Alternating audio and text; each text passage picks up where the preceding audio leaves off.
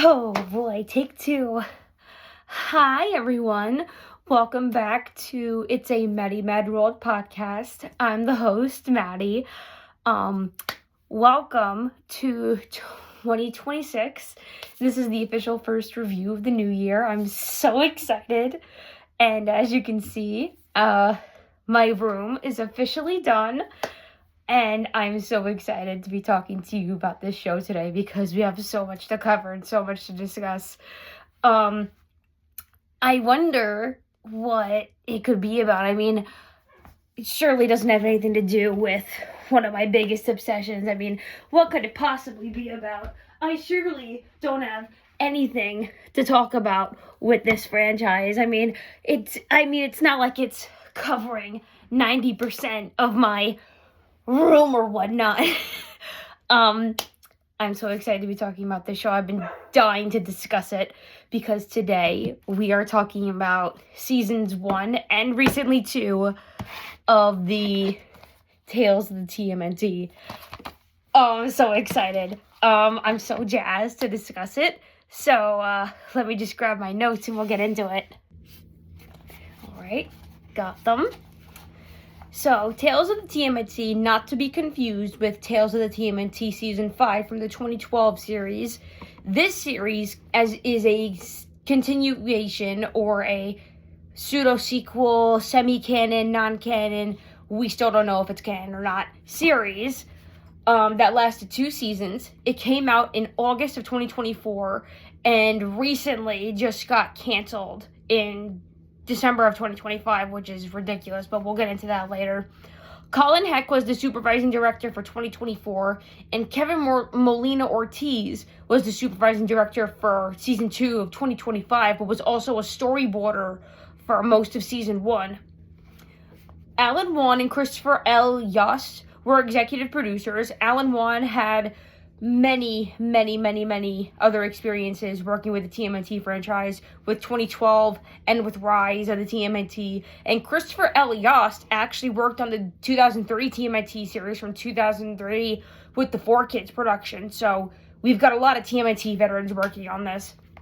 Seth Rogen was also an executive producer, which is no shocker considering he had a hand in making Mutant Mayhem. And Matt Mahaffey was the composer. I'm so sorry, I sometimes get names wrong. So, we have Andrea Fernandez as the main art director. And the production companies were Point Grey Productions and Nickelodeon, which helmed Mutant Mayhem. But Titmouse Production handled most of the animation. So, we have a giant voice acting roster. So, returning to the series from the movie, we have Nicholas Cantu as Leo, Micah Abbey as Donnie, Shannon Brown Jr. as Mikey, Brady Noon as Raph, and Ayo Adibri as April.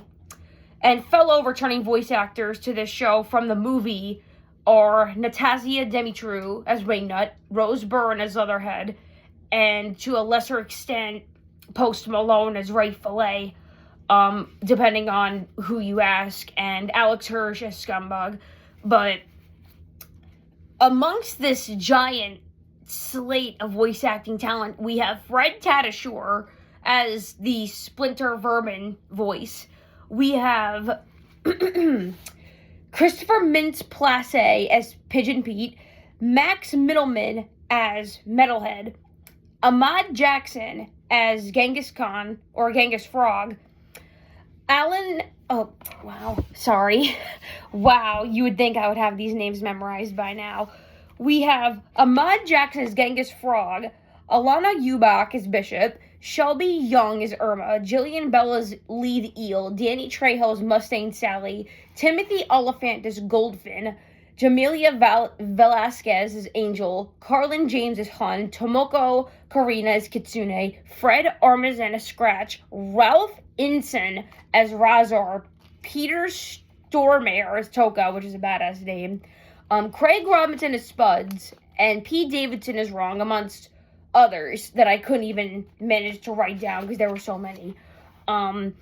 So, this series, we still don't know if it's canon or not to the main timeline of the Mutant Mayhem universe.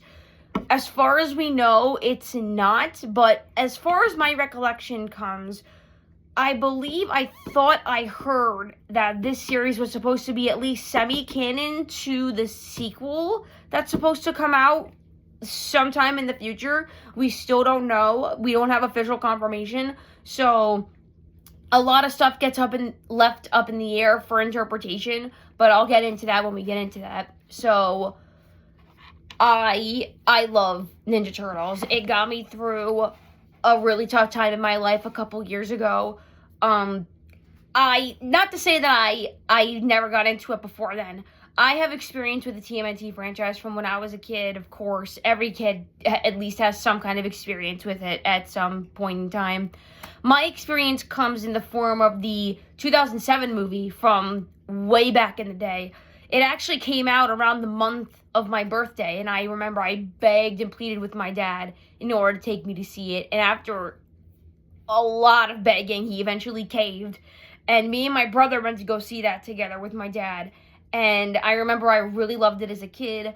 I caught a couple of the Fast Forward era episodes on 4Kids around that time, but I didn't really get into Turtles around that time. I got into Turtles, crazily enough, in November of 2022, around the same time the Rise movie came and went, and I was dealing with a lot of personal stress and a lot of personal grief and turmoil. And for some reason, Turtles was the thing that pulled me out of that fog of depression. And I've been into it ever since. As you could probably tell, I have a lot more of shirts like these in my closet. And as you can tell by some of the autographs and posters on my wall, it became a big fixation for me. I remember when the trailer for Mutant Mayhem dropped, March 6th, around 2023, 3 days before my actual birthday. I remember I was so enamored with that trailer. I was like, this movie looks unlike anything I've ever seen before. And this is around the same time that we had Spider-Verse coming out that summer. So I loved the crazy art style of this movie. It's like claymation and 3D animation mixed with the rough grittiness of underground comics of the late 2000s meshed together into one big homage to comics and animation. It's just gorgeous to look at. The art style is just unique. I was enamored with how this movie looked. I was enamored with the premise. I was enamored with just everything about it. And by the time that movie came out that summer, I remember I went to the fan screening premiere with my best friend. We got dressed up in turtle colors. I literally tie-dyed a shirt with Leo and Donnie's colors. And we just had the most amazing time. It was an experience I will never forget. I saw that movie 3 times in theaters that summer. And it's just a movie that I hold a lot of personal love and gratitude for. I feel like that movie doesn't really get enough credit for what it does with the TMNT premise and the franchise, but that's another conversation for another day. We're talking about the show.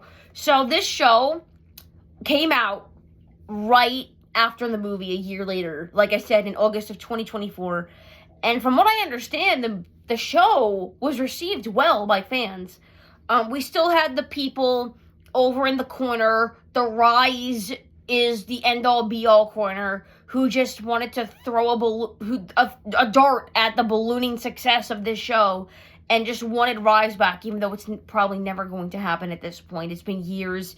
It's been canceled for, 6 years at this point? I don't think it's coming back. But we still had fans in the TMNT fandom who accepted this show and really enjoyed what it had to offer. But then, literally in November of 2025, Nickelodeon decided to say, you know what's great? Money.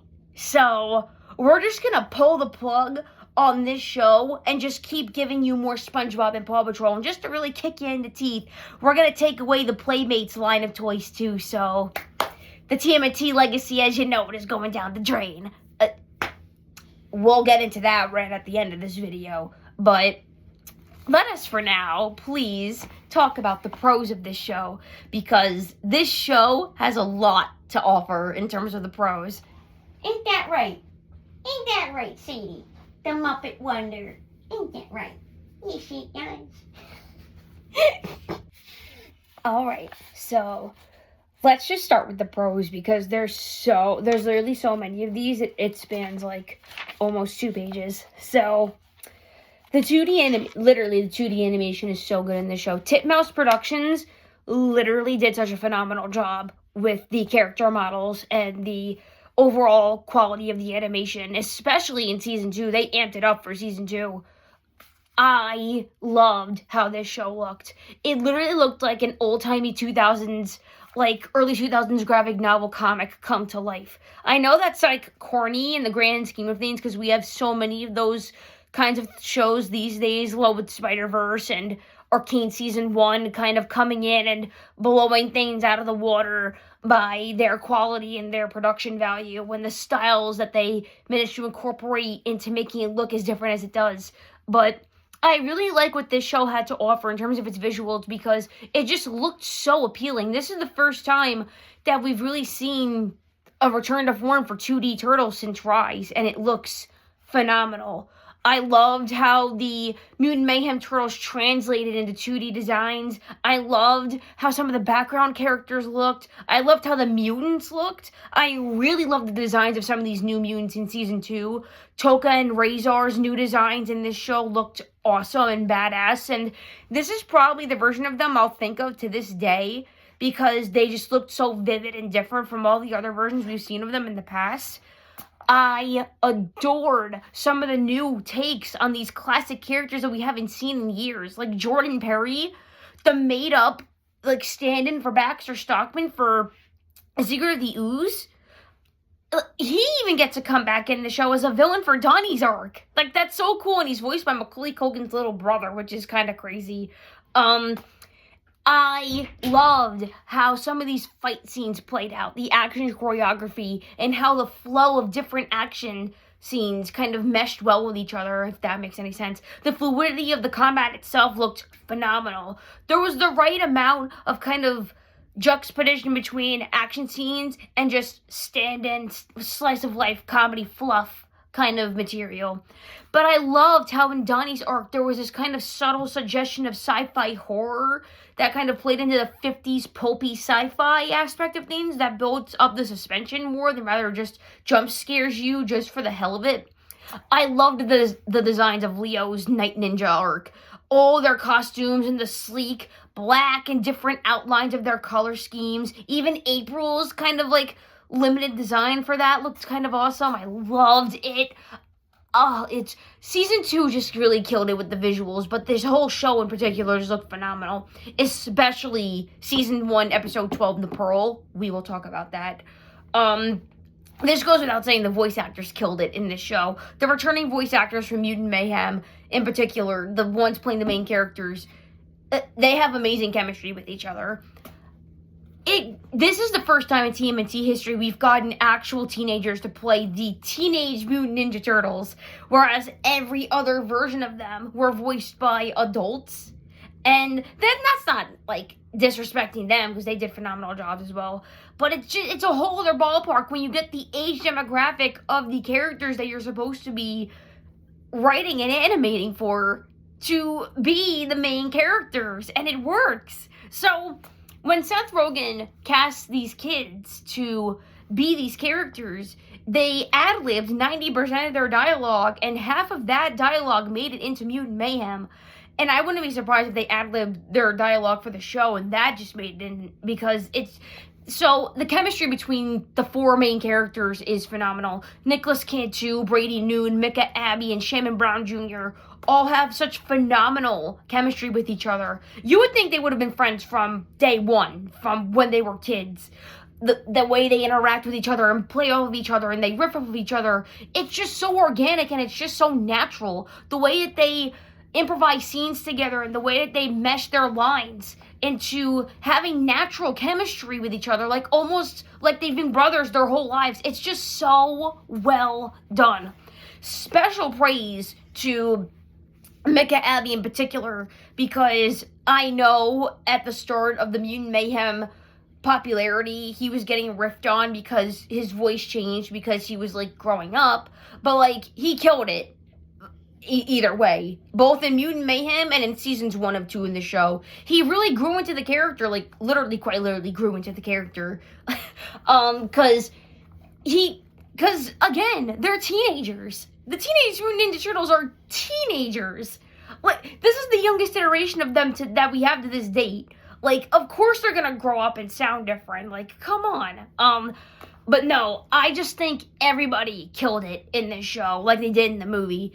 Especially IAMMWP.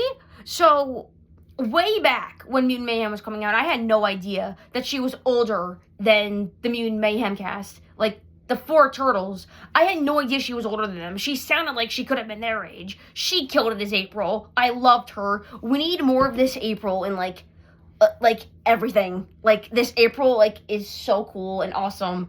And she's just so spunky and wild, and I think she's awesome. And I don't want any of you incels typing in the comments that April sucked in this version just because they changed her skin color. Listen, Tmnt has been around for 40 years at this rate. 40 plus years, give or take. So, this is one of those franchises that has the right to experiment after a while. And if you're so disappointed that a version of this fictional character was different just because they changed her skin color, bye. We're not having this discussion. This April is amazing. Rise April is amazing. And I will not have any other discourse based around a topic of that nonsense, because that does not stand on this podcast. Period. This version of April is awesome. And if anyone has a problem with that, then farewell. I loved some of the new side characters that we get introduced to in this show. Like the reintroduction of Irma after 2012 kind of ruined her character from the 80s show. So, for those of you who don't know, Irma was from the 1987 series, Irma Langstein, and she was April's best friend in the newsroom. She was kind of like her best friend. They went on adventures together with the Turtles, and she's just so much fun. Irma is literally such a ball of energy. She's such a ray of sunshine, and she's man crazy. I kind of relate to that. I feel like I'm literally Irma sometimes. Like, I dressed up as her for Comic-Con like a year and a half ago, and everyone thought I was someone called Tina from Bob's Burgers for some reason, but I was like, no, I'm Irma. I love Irma. She's so much fun. I love the 2012 series. It's probably my favorite TMNT series to date. It's probably my favorite TMNT show of all time. But that show is not without its flaws. And what they did to Irma in that show is kind of stupid. They wasted the voice talent of Kate Micucci to make this sudden twist surprise that Irma was Krang Prime in disguise, and she was an Utrom who was up in space, and it was just nonsense. I hated what they did with her in 2012. But Irma in this show, in season 2, she's kind of cool. We don't get a lot of time with her in this show because she's only in it for like 3 episodes for Donnie's arc. But what little we do get of her is so interesting. She's kind of snarky, kind of spunky, kind of dry humor, kind of dry wit. She plays off of Donnie really well. They're part of the robotics club together. And I loved this idea that they've been friends since robotics club. I hope to God we get her in the movies. She's just so much fun. I loved her personality for what little we got to see of it. I loved how she was just, fine, I'll go to this abandoned warehouse to go find Donnie, but then yeets out of there the minute she sees it. It might look like a crime scene. She goes, nah, bro, this is all you. I'm out of here. I love her. She's so much fun. I hope to God we get more of her. I adored this kind of resurgence of, like I said, Jordan Perry from Secret of the Ooze. This kind of throwaway standing character for Baxter Stockman. Because, little known fact, Baxter Stockman and Bebop and Rocksteady couldn't be used because of licensing or copyright issues for the sequel to the live-action the live-action TMNT movies in the 90s after the first one was such a big hit. so when they made the next one, they made up these new characters, Toka and Razor, and Professor Jordan Perry. In this show, Jordan Perry's a goddamn psycho who's hell-bent on getting a Nobel Peace Prize. And his version of trying to compete with Baxter Stockman in the Mutant Mayhem universe is to create failed-safe mutants, and every single time they don't live up to his expectations, or they're not perfect enough, or they just fail at their job, he kills them. Literally, he blows them up, and they just turn into piles of ooze. It's kind of disturbing, in a sense, because we see that the regular animal forms of them keep walking away once they've blown up, but to have an existence that's relying upon their perfection and just dying constantly just because your owner or master thinks you're not perfect enough, that's very grim. I loved the vocal performances for Toka and Razor in this show too. I think the voice actors for them killed it once again. Let me see here. Ralph Ensign and Peter Stormare, they killed it. I think they were phenomenal.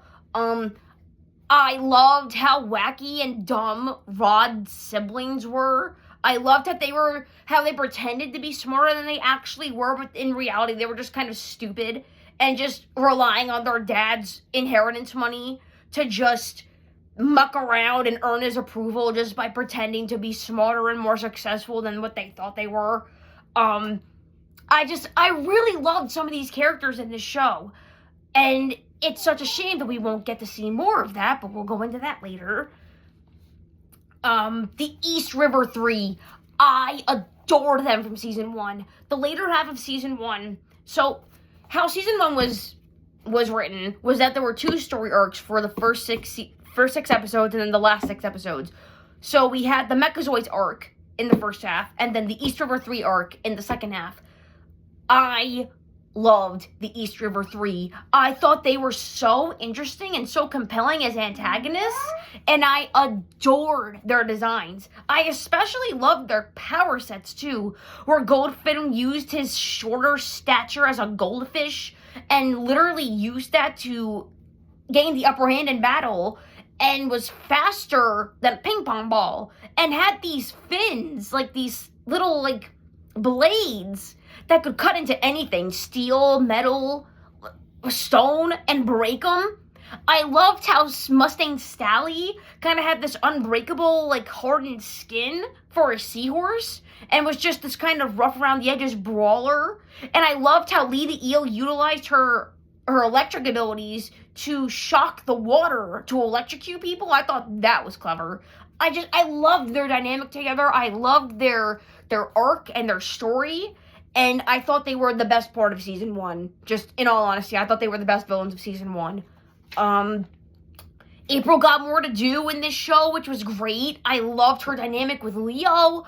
I loved her relationship with him. I loved how she played off of him more in this show, because we got to see more of their bond together rather than just getting the will they won't they from the movies. Like, I thought that was great. I thought she was awesome. I love the Purple Dragons in this show. So, the Purple Dragons, in a lot of the iterations of the TMNT, are a gang of thugs and criminals who work under or with the Foot Clan, with Shredder, to commit crimes with him. In the 2003 series with the 4Kids version, their leader was Hun. And Hun was this giant, bigger-than-life, meathead, just all-around mob, thug, bad guy who worked under the Shredder as his right hand and just wanted to kill the turtles just because they got in the way of his operations. I didn't like 2003 Hun. I had a lot of issues with the 2003 series when I first watched it as an adult, fully for the first time, like a year or two ago. And I did not like Hun. And I just thought the Purple Dragons were just okay. But in Tales of the TMNT, they're just a gang of kids working under this mob boss Kitsune, committing petty theft and robberies together. And it's kind of implied that Kitsune rules over these kids with an iron fist, trying to claim that they are family to her and that they should follow what she says because she's the only family that they will ever have.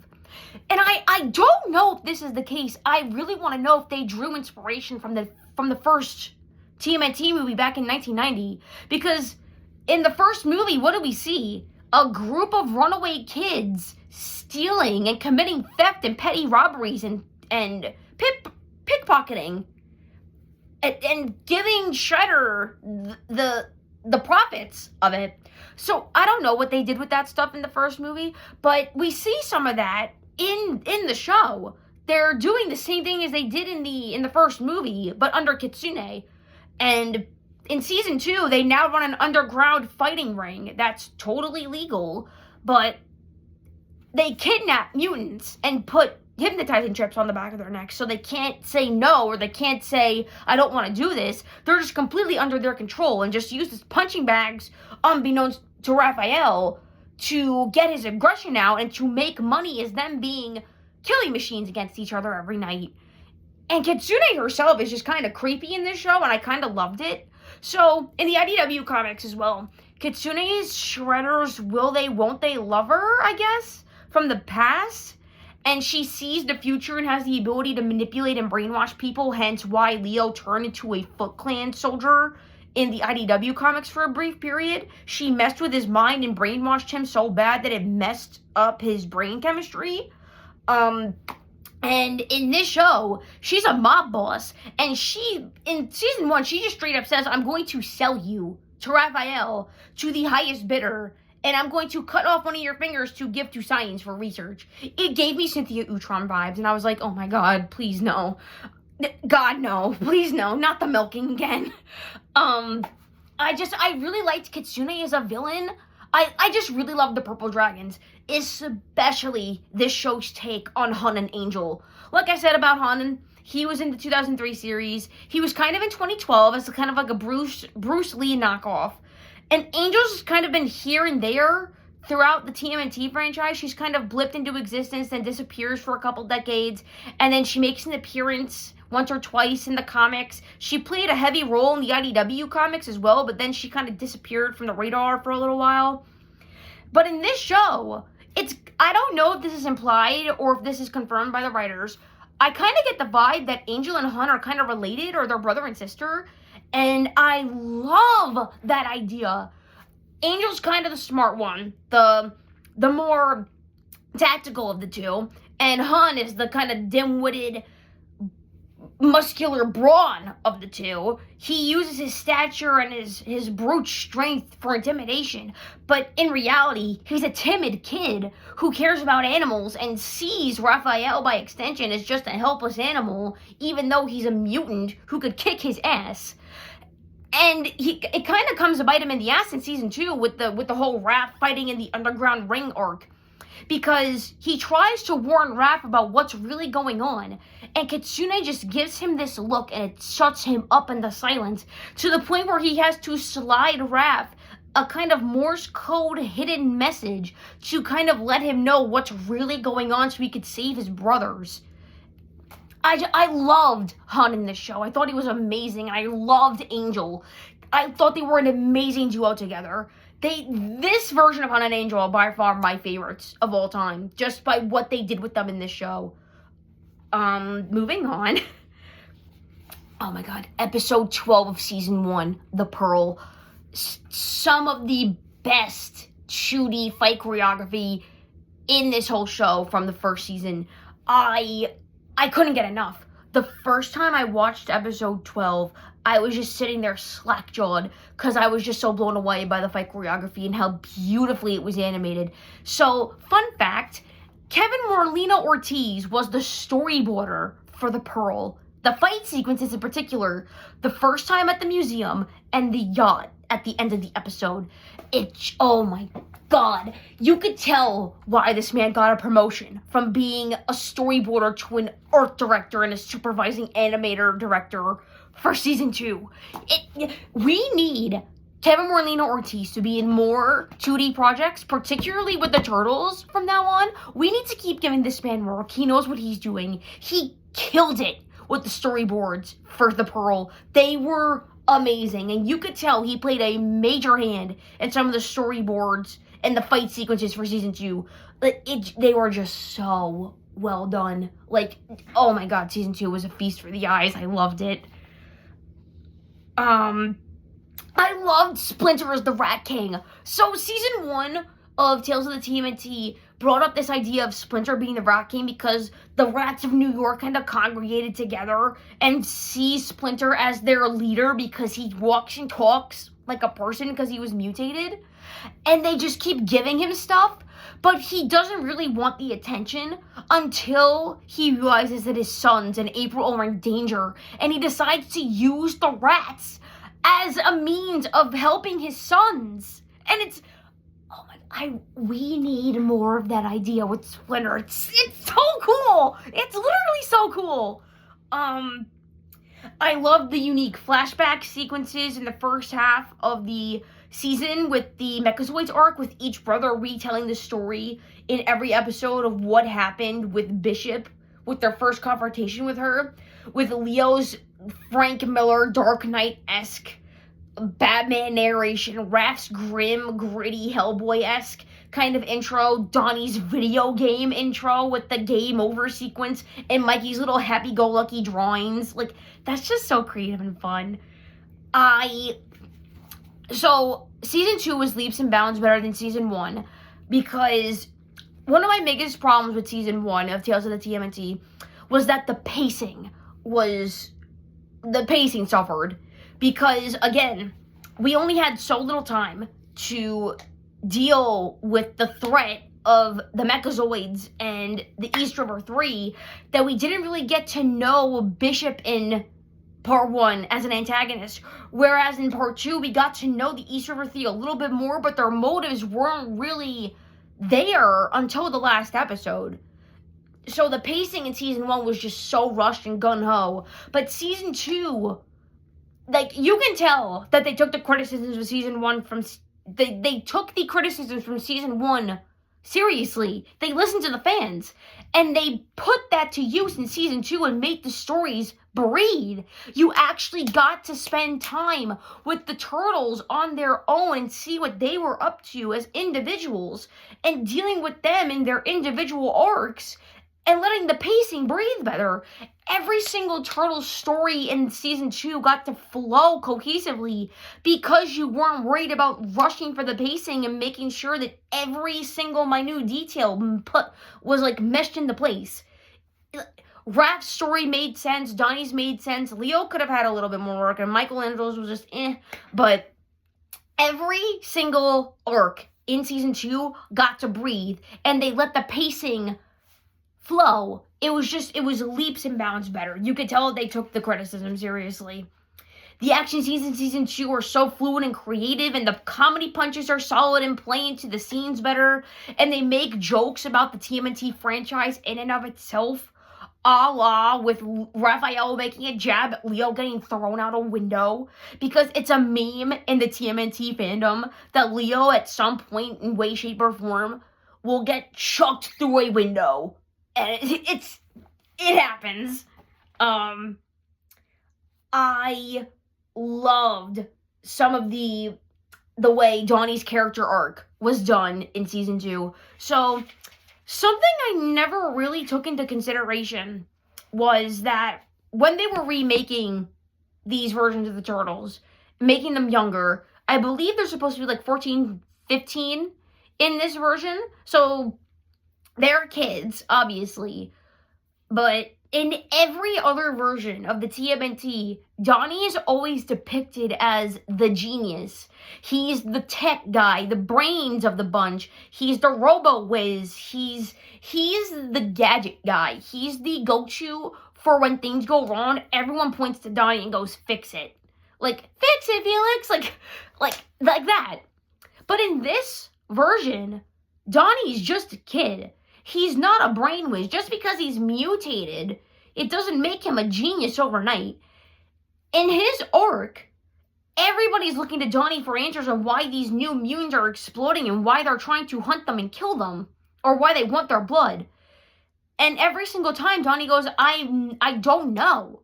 I don't know how to fix this. Like, I don't know what I'm doing. This isn't my realm of expertise. I am not that smart. And it literally comes to a head when he's confronted with Jordan Perry, and Jordan Perry is literally playing into his ego, and Donnie kind of takes advantage of this and goes along with it for a bit to try to manipulate him. And Jordan Perry takes the bait because he thinks Donatello's an intellectual equal, and he just vents to him about what he wants to do with his creations and why he wants this Nobel Peace Prize so bad. And when Donnie finally comes out and reveals that he's not really on his side, Jordan Perry just goes, "You're not like them. I thought you understood." And Donnie says something along the lines of, "No, you're crazy." And it's just, I just love how Donnie is not just immediately the smart one in the show, because he's still learning. He's still a kid in high school. You could tell that he's still trying to come into his own and trying to learn and trying to grow.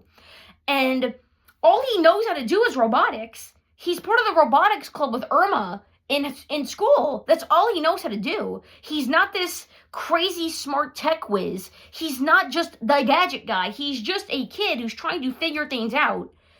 And it really hurts him when all his brothers think of him as is just the tech guy, the smart guy, the guy with the answers, when all he is just struggling to find a way to fix the problem that he doesn't have a solution to. And it really struck a chord with me personally, because as you might know, I'm autistic. Wow, I wonder what gave that away. And Donnie's brothers don't really understand him.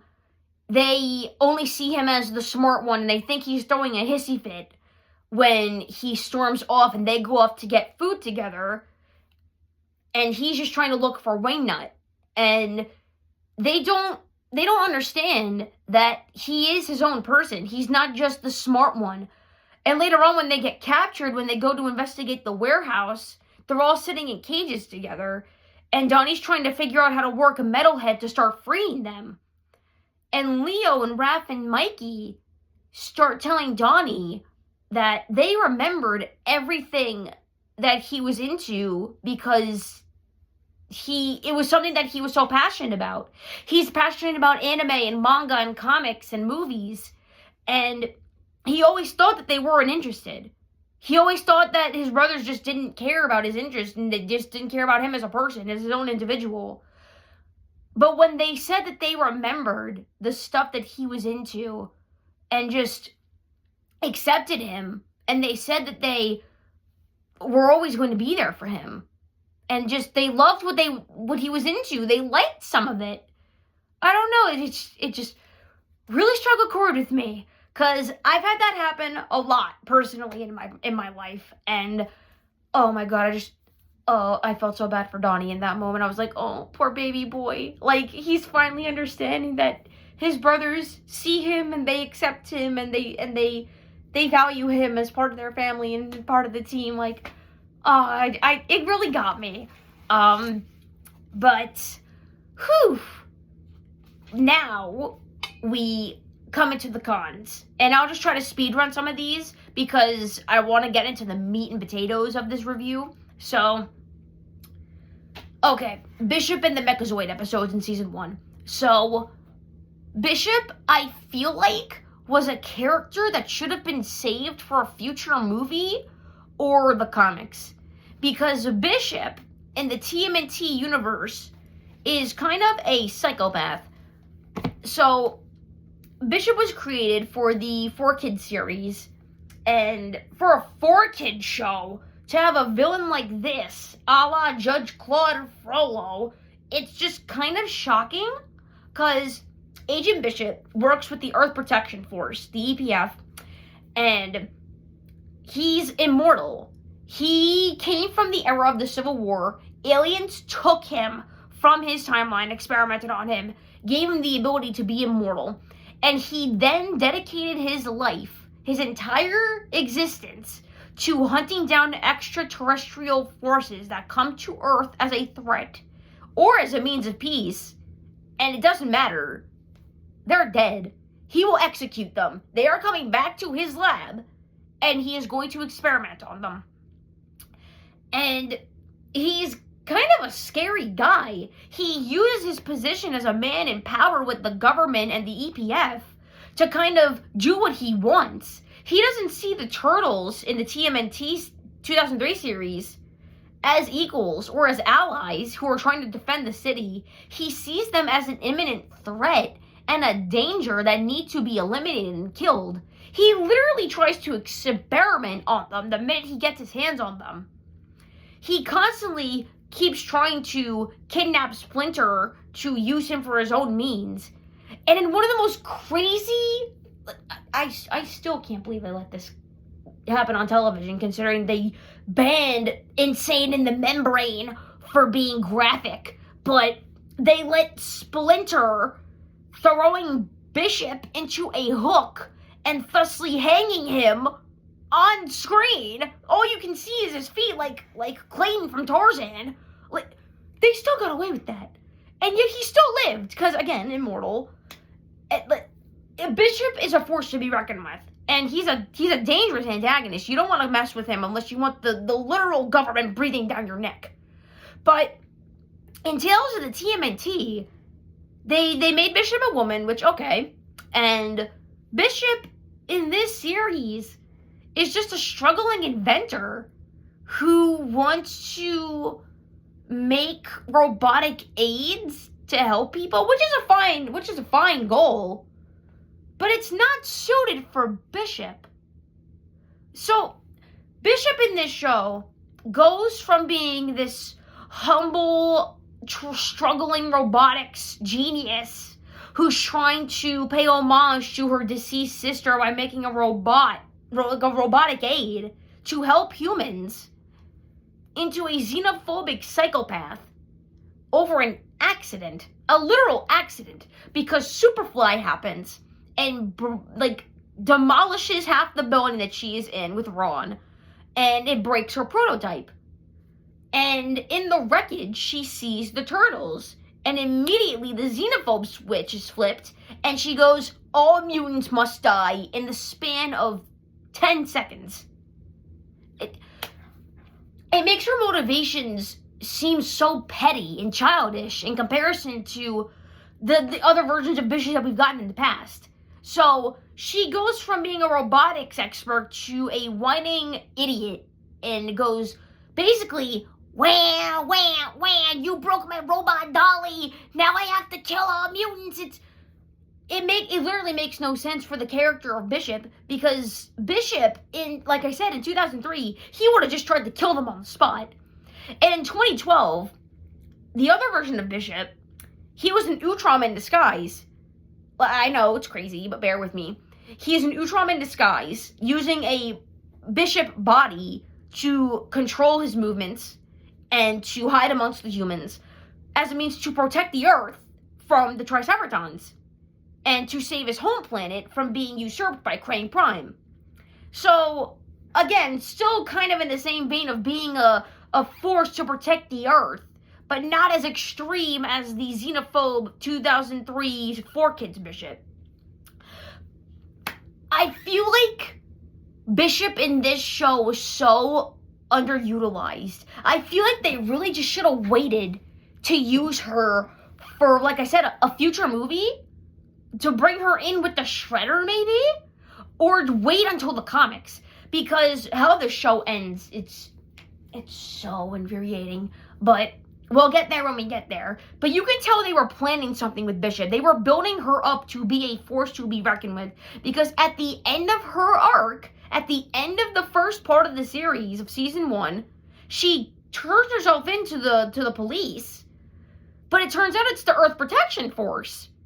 So we know that Bishop's going to be working with them to take out mutants in secret, but like I said, it literally makes no sense for this version of Bishop to suddenly turn to the EPF just so suddenly, because from the end of season 1, it seemed like she'd made amends for her mistakes, because again, her Mechazoid prototypes rose up to try to take out humanity. Like we haven't seen that a million times before. And once the Turtles take them out, she turns herself into the police, and then she gets a job with the EPF. And then at the end of season 2, we find out that she's building this giant Mechazoid in the background that's the size of a goddamn Optimus Prime. and then that's it. Unless you read the comics, but that's near here or there. I just think they should have waited to use Bishop. And again, with the incels, if you care so much about a character, a fictional character, whose gender was switched just to give a different taste and different flavor to the version of this character, there is still the 2003 Bishop that you can go and watch. So, yeah. Like, I literally hate the argument that people hate this version of Bishop just because she's a woman. Like, it's just a different iteration. The original isn't going anywhere. You can still watch it at your viewing pleasure on Paramount Plus, or if you have the full collection DVD set for however flawed I heard it is, you can go buy the physical set DVDs that way and watch it. But that's what I have to say. So, Splinter's speaking Vermin the whole time. So, this got old after 2 episodes. I really did not like this idea of Splinter just talking Vermin the whole time. I don't understand why they couldn't get a Jackie Chan sound-alike or an imitation voice actor to step in for the role, because Jackie Chan couldn't come back to reprise his character.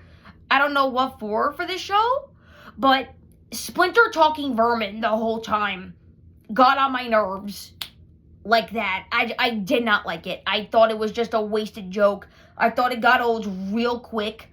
Brady Noon imitating his voice in the later half of the East River 3 arc. Like, I thought that was a clever idea. I thought they could have kept that going.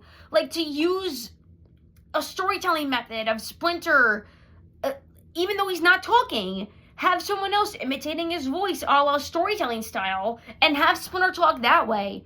Or again, get an imitation voice actor or a sound-alike. But Splinter talking Vermin just made no sense.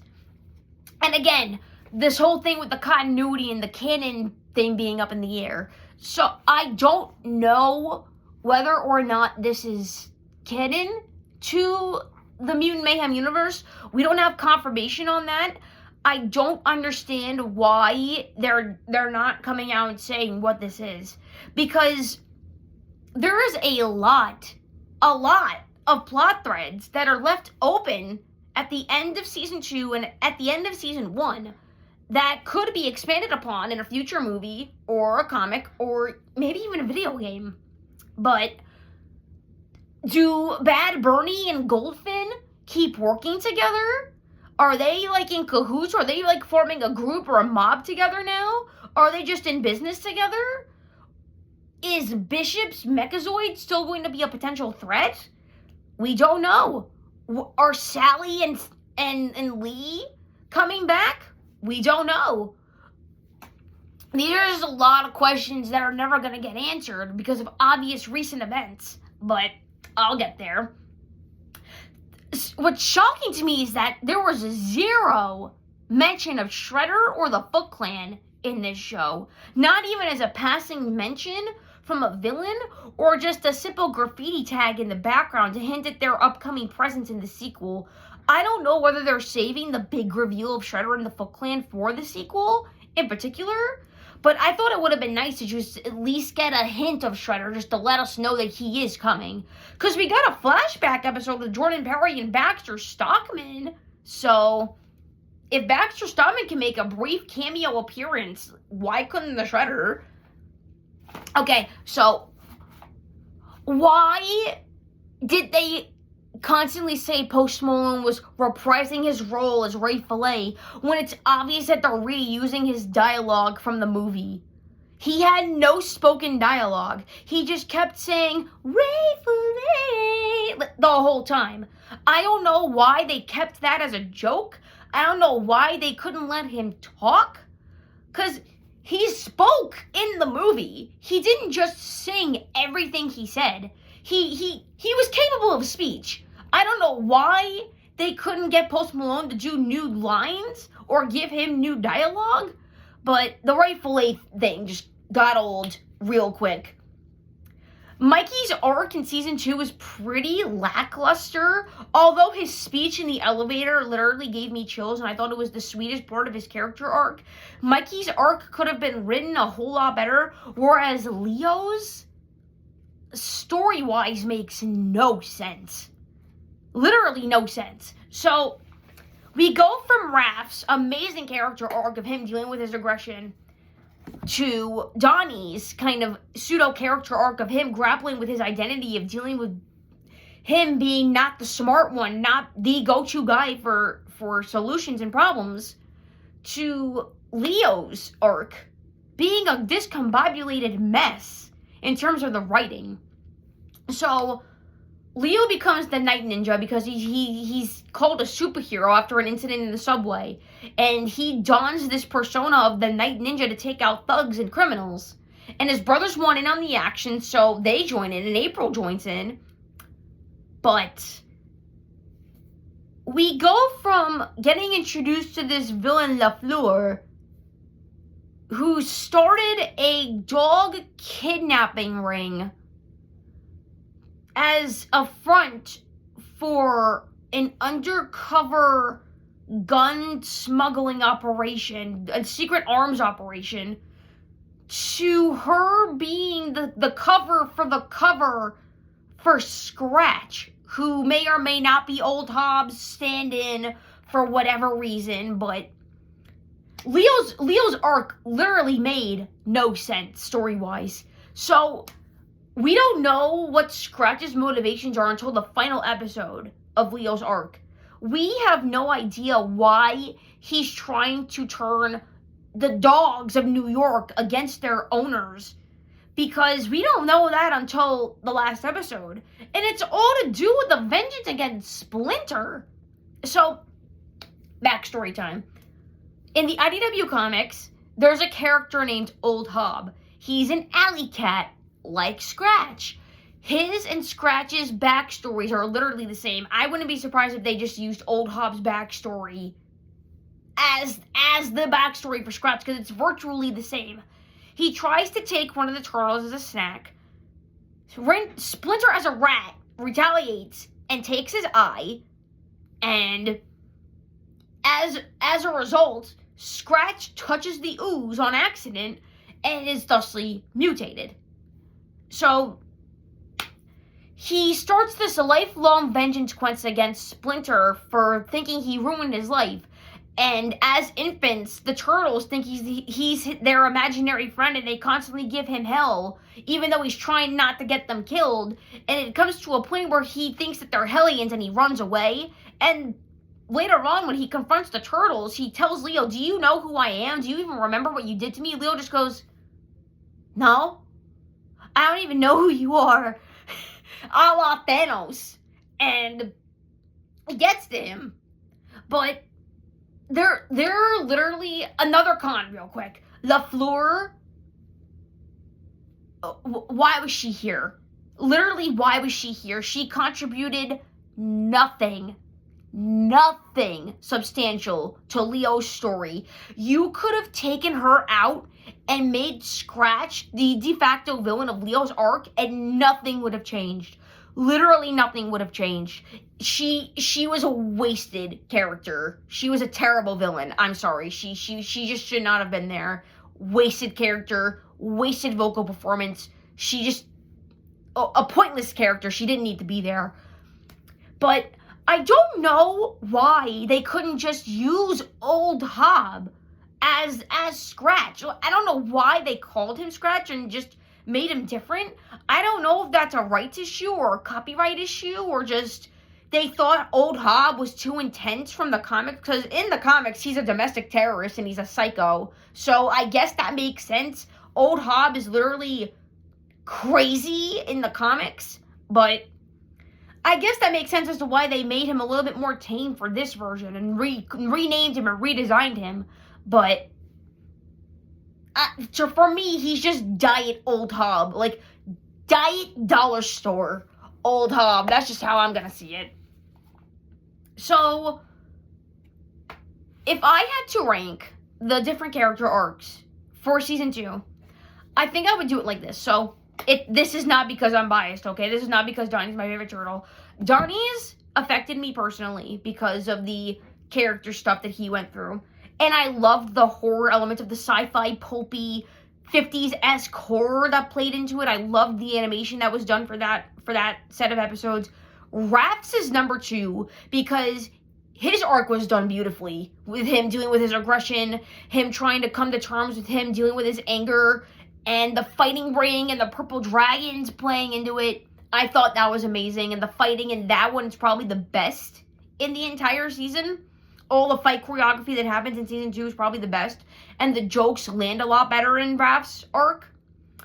Leo's is 3rd, because, again, the Night Ninja stuff is amazing. I love the designs. I love that April gets to play more of a role, and Scratch had potential to be a great villain, but he dies Scar style at the end of his arc, literally gets eaten by his flea minions, and I guess he's dead. Like, he was just cannibalized, and he's dead.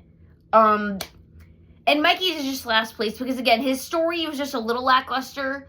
Ron's just an okay character. Pete Davidson is great as his voice, but Mikey's just didn't really resonate with me. I resonate with Mikey a little, because, again, I was an improv kid.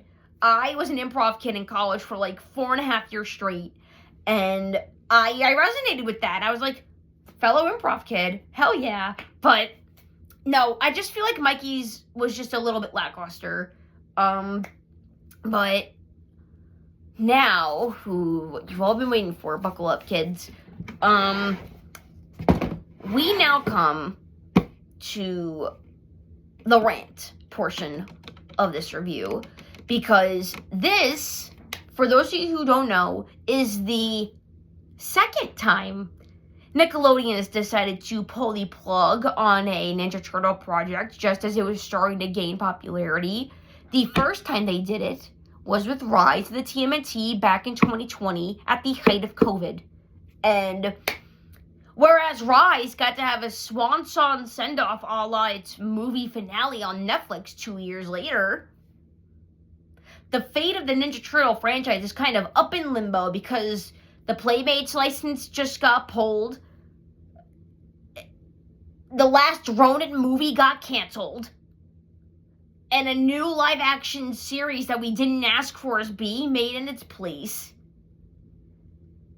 Whereas we know that the Mutant Mayhem sequel is still happening, this show got wrongly canceled because of SpongeBob reorders. So, this is basically what's happening at this point. Nickelodeon's just like, hi guys, hi Ninja Turtle fan club, you like Rise? Too bad, it's canceled, it's never coming back. Hey Ninja Turtle collectors, do you like Playmates toys? We decided to, not work with them anymore. Do you guys like literally anything fun? Too bad, we care about profits more. Do you care about quality writing and literally any great animation that's leagues better than the Moldy Sponge program? Too bad. So sad. We're just gonna keep raking profits from SpongeBob. It's not gonna happen. Sorry, Ninja Turtles fandom. It's like, what are you doing? Literally, what are you doing? I'm actually getting so sick of this. This is not the first time this has happened. I'm not talking about TMNT anymore. This is not the first time that a show has suffered in quality and in writing because the corporate executives wanted a say in it. I'm not even kidding. Like, this is not the first time that a corporation has just decided to cancel a show just as it was starting to get popular for stupid reasons. We've seen it happen with Wander Over Yonder. Arcane suffered because of its cancellation. Harvey Beaks. What else? I literally just had it at the top of my head. She-Ra and the Princesses of Power. Star vs. the Forces of Evil. All these shows suffered because the corporate executives just couldn't deal with it. They just wanted to write them off, write them off because they weren't popular anymore. They weren't making money. Screw the creators and the animators who put their countless time and effort, blood, sweat, and tears, years away from their families and time out of their lives to make these shows happen, and just nothing. Literally, imagine. I want you to imagine you're an animator or you're a director for the current on-running series that's supposed to be popular. It's supposed to be gaining traction. You wake up one morning and you go into work and you find out that your show's just been canceled. Imagine all the years that you spent making this show, dedicating your time and your passion into this new iteration for fans, and it's just canceled on you for no reason. Sorry, I needed a break. I know. It's not fair, Sadie. It's not fair. I'm just so sick of this notion that just because these shows are on streaming platforms that they can just get pulled and just made into nothing. A famous example of that happening semi-recently, a couple years ago. Look at Infinity Train. That show was popular as hell, an underground cult classic on HBO Max, and then all of a sudden, lost media. You can't watch the show anymore. It's gone. The only way you can watch it now is either through archives, or if you're a lucky enough bastard, you either somehow got the full season collection on that limited run of the physical DVD, or you have the first two limited DVD runs. I got lucky enough to find part 2 of season 1 at a Walmart for $5. I still need to find season 1 somehow, so I could finally watch it and give it a chance. But other than that, I have no other means of watching this show, even though I've heard nothing but good things. And Warner Brothers has been doing this so much that it's become a meme. Oh, what show are they gonna write for a tax write-off next? Teen Titans? Regular show? They've already done that enough with the Looney Tunes. Look at what almost happened to Coyote versus Acne. As someone who loves and respects this art form, this medium of entertainment, as an artist myself, even though I'm not nowhere near as good as everyone else that I know, I am so sickened by this notion that show creators who are genuinely passionate about these projects, who probably grew up on Ninja Turtles, who are so excited to work on this show, to be given a chance to show their creative capabilities and to show off what they can do with their favorite characters to animate, and then just getting spat in the face by the same company who hired you to do the job that you were so passionate about. For what? The 67th season of a moldy sponge show that no one gives a shit about anymore?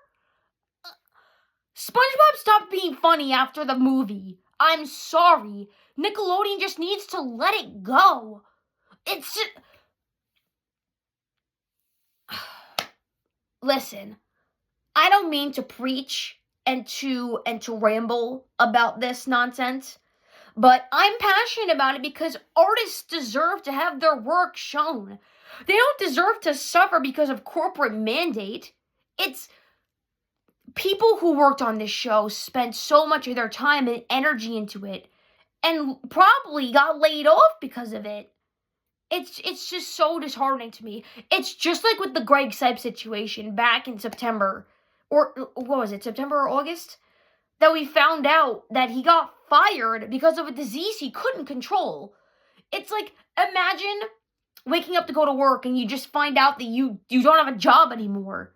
Just because your show wasn't pulling in the numbers, your show wasn't pulling in toy sales, even though that's impossible for Ninja Turtles, because 2023 showed that Turtle Mania made a comeback and made over $1 billion in the toy sale market because of the new movie. Yes, I did my research. I had a PowerPoint, everything. But I want to take this time in the review to list a couple of people who I found on IMDb. Nikki Price, Annie Amaya, Mila Kieras, Eric Viella, Andy Pendena, Nicholas Brielman, Tapan Gandhi, Kaylee Kahlberg, Adria Forsyth, Arthur F. Padua, Jessica St. Amand, Isabel Karen, Rustam Hassanov, Justin Smith, Drake Brodall, Kimberly Madore, Joey McCormick, Victoria Schiff, Eric Swanborg, Chalky Wong, Mark Anthony Muhammad, Autumn Dickens, Sebastian Guerra, Dean Hoff, Kevin Morlino Ortiz, and these were just some of the names I could find on the official IMDb for the show. These were the animators in the animation department. Or at least some of them that I could find. I doubt you would ever watch my shitty reviews. Your efforts did not go to waste with this show. You did phenomenal. Whether you were an in-betweener, whether you were a storyboarder, whether you were a cleanup artist, whether you were an animator, whether you were in charge of background layouts or character design or just character model layouts, or whether you were just in charge of anything having to do with the animation or the art in general for this show, your efforts did not go to waste. You brought these turtles to life in a way that I don't think anyone else really could. Titmouse Animation really just deserves more credit than it gets. It really killed it with the show.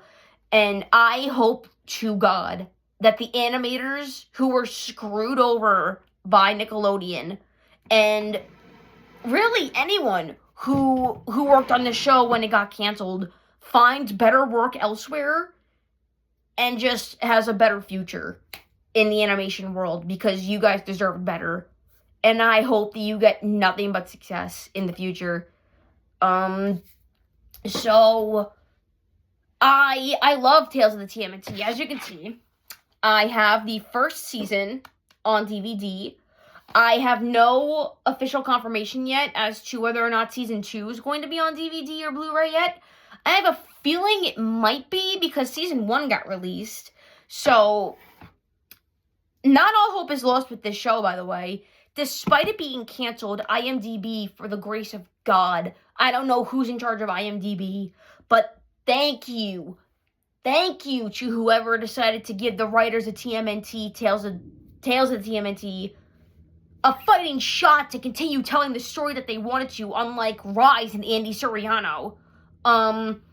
They get to continue their story through the comics. So, as of right now, Tales of the TMNT is going to be an ongoing storyline in the IMDb comics, and they're bringing Fugitoid and their version of the Triceratons into the mix.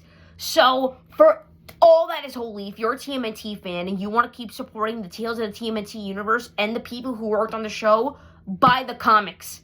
Buy the comics. That is the only way these turtles are going to survive. That is the only way this story is going to be told and finished. If you're a fan of these turtles and you want to keep seeing them have more adventures and you want to keep seeing where this story goes, buy the comics and support the official artists who made the comics and worked on the story, because the writers are coming from the show to work on the comics. So that's as official and canon as it gets. So buy the comics, please, I'm begging you. But yeah, I would rate this show a solid 8.5 out of 10. It's not the greatest TMNT show of all time, and it's not the worst. That honor goes to Next Mutation.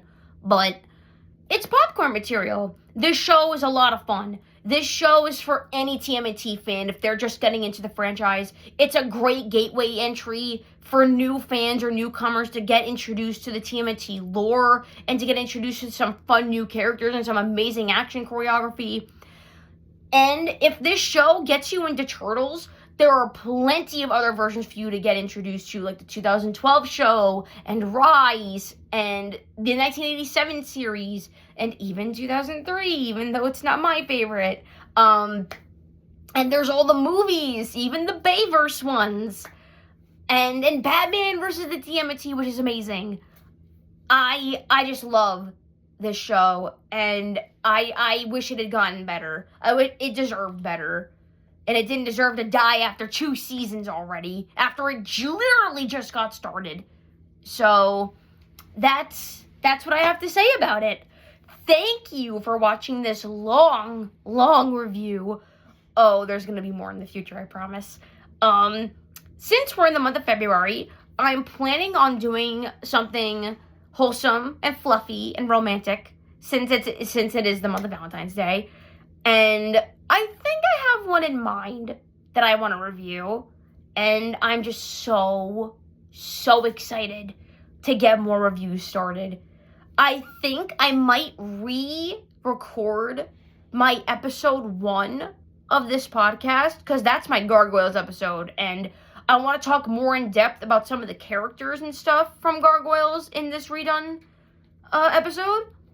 But that's an idea, and I have so much more in store, especially since my birthday's coming up in March, and I have a whole thing planned for that, and I promise it won't go to waste like the Christmas specials. So yeah, I'm super excited about that. So thank you for watching this review. I hope you have an amazing day and an amazing weekend.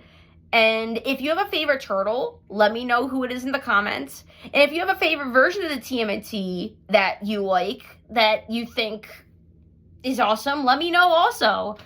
Yeah. So go support Tales of the TMNT in the comics. Have an amazing night. And stay unique. So see you in the next review. Bye.